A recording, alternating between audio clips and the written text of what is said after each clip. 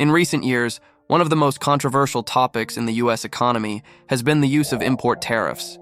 Some say they hurt consumers, drive up inflation, and fail to create jobs. But what if everything you've been told about tariffs is wrong? What if, in reality, tariffs are one of the most powerful tools for strengthening a country's economy? In today's video, we're diving into the hidden truth about US tariffs, how they work, why they were essential in transforming America into the world's largest economic powerhouse, and why Donald Trump is betting everything on them once again. Between 2017 and 2020, Trump conducted a real economic experiment. He imposed tariffs on products like solar panels, washing machines, steel, and aluminum.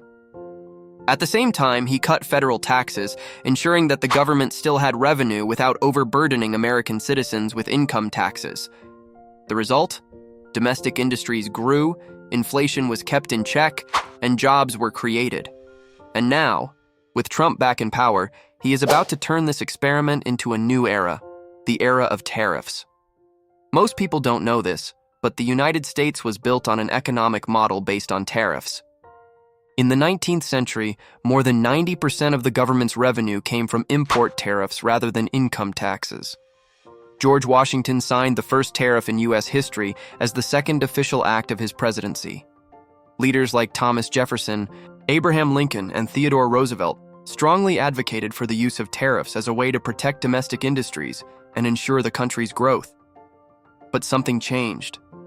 In the 20th century, the U.S. abandoned its protectionist tradition and became a defender of free trade.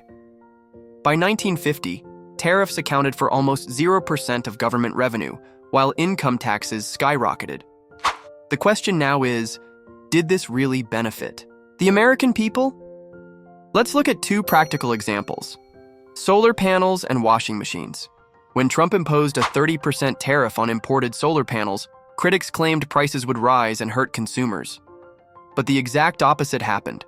Prices continued to drop, and solar panel manufacturing within the United States skyrocketed. The experiment was so successful that Joe Biden himself doubled the tariff to 50% before leaving office. In the case of washing machines, there was a small initial price increase, but prices quickly dropped below pre-tariff levels. In other words, the theory that tariffs always drive up prices simply didn't hold up in practice.